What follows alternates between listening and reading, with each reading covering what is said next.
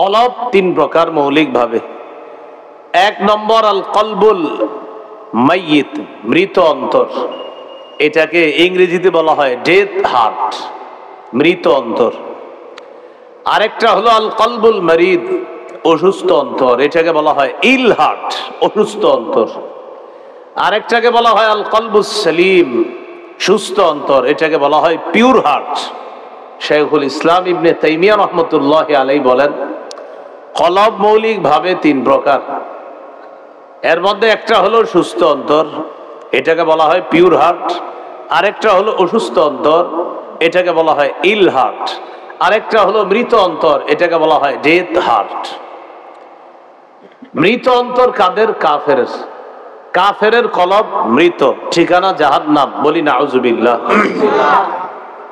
আরেকটা হলো অসুস্থ অন্তর। অসুস্থ অন্তর কাদের? মুনাফিকের।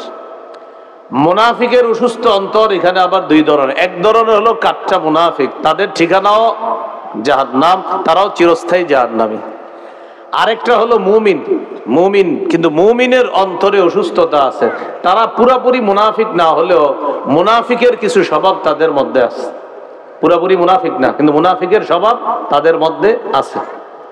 যেমন কোন মুসলমান যদি এই মনে করে যে আমি ইসলামের সব বিধানগুলো আমার ভালো লাগে, কিন্তু জিহাদের ব্যাপারে আমার অন্তরে অ্যালার্জি আছে, তাহলে তার মধ্যে নেফাকি আছে, তার মধ্যে মুনাফিকি আছে। কোন মুসলমানের যদি জিহাদের নিয়ত না থাকে, আমি বলছি কোন মুসলমানের যদি জিহাদের নিয়ত না থাকে, ওই মুসলমান যেদিন মৃত্যুবরণ করবে সে মুনাফিকির একটা অংশ নিয়ে মৃত্যুবরণ করবে।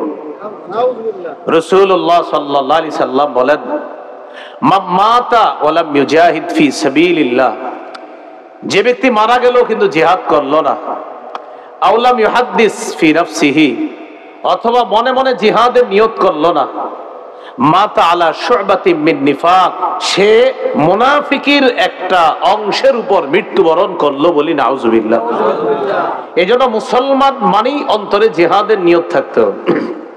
হ্যাঁ, জিহাদের নিয়ত থাকার পর কখন জিহাদ করবেন এটা আমাদের দেশের শীর্ষস্থানীয় মুফতি সাহেবগণ ফতোয়া দিতে হবে, কিন্তু আপনার ভিতরে চেতনা থাকতে হবে যে আমি মুসলমান হিসাবে সদা সর্বদা ইসলামের পতাকা উড্ডীন করার জন্য, মাজলুমকে জুলুম থেকে মুক্ত করার জন্য আমি জিহাদের জন্য তৈরি। বাকি আল্লাহর এই হুকুমটা কখন এই দেশের বিজ্ঞ মুফতি সাহেবরা যখন ফতোয়া দিবে, তখন আপনি নিজে নিজে আবার কালকে কোনো এলাকা উড়াইয়া দিলেন, এটার নাম জিহাদ হবে না, এটা ফতোয়া আসতো। কিন্তু আপনি অপেক্ষা করতে হবে, আপনি প্রস্তুত থাকতে হবে।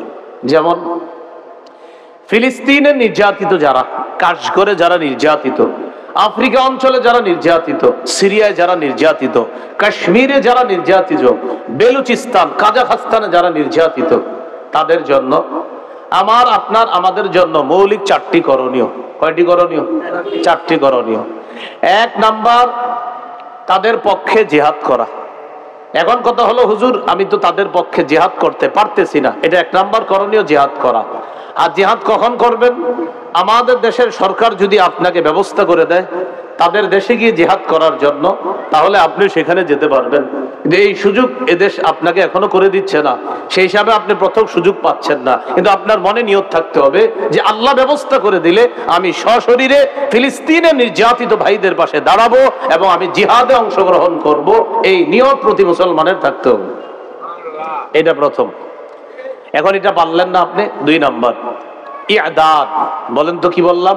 ইআদাদ। ইআদাদ মানে প্রস্তুতি গ্রহণ করা। আপনি প্রস্তুতি গ্রহণ করতে হবে সব সময়। কি প্রস্তুত?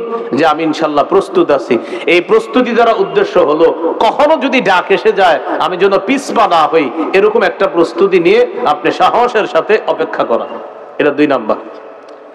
তিন নাম্বার, দ্বিতীয়টাও আপনি প্রস্তুত, আপনি মানে অপেক্ষা আছেন, আপনি সুযোগ খোঁজেন, পারতেছেন না। এক, জিহাদের নিয়ত আছে আপনার। দুই, আপনি প্রস্তুত আছেন। তিন নাম্বার যেটা, সেটা হলো অর্থনৈতিক সহযোগিতা করা। এটা আলহামদুলিল্লাহ আমাদের দেশ থেকে যথেষ্ট পরিমাণ সহযোগিতা করা হচ্ছে। চার নাম্বার, আমার মুসলমান ভাইকে নির্যাতন করার জন্য যে অস্ত্র ব্যবহার হয়, ওই অস্ত্র ক্রয় করার পিছনে যেন আমার আপনার পকেটের কোনো টাকা পয়সা তাদের সহযোগিতায় না যায়। অর্থাৎ আমার নির্যাতিত ভাইদের বিরুদ্ধে যেন আমার পকেটের একটা পয়সাও খরচ না হয়। এটা হলো আমার 4 নাম্বার করণীয়। 1 নাম্বার তাদের পক্ষে লড়াই করা, 2 নাম্বার প্রস্তুতি গ্রহণ করা, 3 নাম্বার তাদেরকে সহযোগিতা পাঠানো, 4 নাম্বার তাদের বিরুদ্ধে যেন আমার পকেটের একটা পয়সাও খরচ না হয়। এই 4টা করণীয়। তো বলছিলাম এটার মধ্যে একটা হলো জিহাদ। জিহাদের নিয়ত থাকতে হবে। মূল আলোচনায় চলে আসে। অনেকে ডাইরেক্ট মুনাফিক, মানে যে কুফরি লালন করে অন্তরে, এটা মুনাফিক। কেমন মুনাফিক? ভিতরে কুফরি, উপরে মুখ দিয়ে বলে আমি মুসলমান, সে বাস সেও চিরস্থায়ী জাহান্নামী, বরং জাহান্নামের সর্বনিম্ন জায়গায় সে থাকবে। আরেকটা হলো সে মুমিন, কিন্তু ইসলামের কিছু কিছু বিষয়ে সে মুনাফিকি কিছু অংশ গ্রহণ করে, মানে মুনাফিকের সুরত ধরে আপনার। এটা হলো মুনাফিকের স্বভাব আছে। যেমন রাসূলুল্লাহ সাল্লাল্লাহু আলাইহি সাল্লাম বলেন, কোন মানুষ যখন ইজা হাদ্দাসা কাযাবা, কোন মুসলমান যখন কথা বলে তখন যদি সে মিথ্যা কথা বলে, বুঝতে হবে তার মধ্যে মুনাফিকের একটা স্বভাব আছে। মিথ্যা বলা মুনাফিকের কাজ। কোন মুসলমান যদি মিথ্যা বলে, বুঝতে হবে তার মধ্যে মুনাফিকের একটা স্বভাব আছে। ওয়াইদা ওয়াদা আখলাফা, কোন মুসলমান যদি ওয়াদা করলে খেলাফ করে, বুঝতে হবে তার মধ্যে মুনাফিকের একটা স্বভাব। কেন? যে ওয়াদা খেলাফ করা কাজটা হলো মুনাফিকের কাজ, মুসলমান যেহেতু এটা করছে, বুঝতে হবে তার মধ্যে মুনাফিকের একটা স্বভাব আছে। তাহলে মিথ্যা বলা মুনাফিকের স্বভাব, ওয়াদা খেলাফ করা মুনাফিকের স্বভাব। ওয়াইদা তুমিনা খানা, কোন মুসলমানের কাছে যদি আমানত রাখা হয় আর যদি সে আমানতের খেয়ানত করে, তাহলে বুঝতে হবে তার মধ্যে মুনাফিকের স্বভাব আছে। 4 নাম্বার ওয়াইদা খাসাবা ফাজার, কোন মুসলমান আরেক মুসলমানের সাথে ঝগড়া, মান অভিমান হতেই পারে, কিন্তু এই ঝগড়ার কথা, মান অভিমানের সময় যদি কোন মুসলমানের মুখে অশ্লীল কথাবার্তা আসে, বুঝতে হবে তার মধ্যে মুনাফিকের স্বভাব আছে।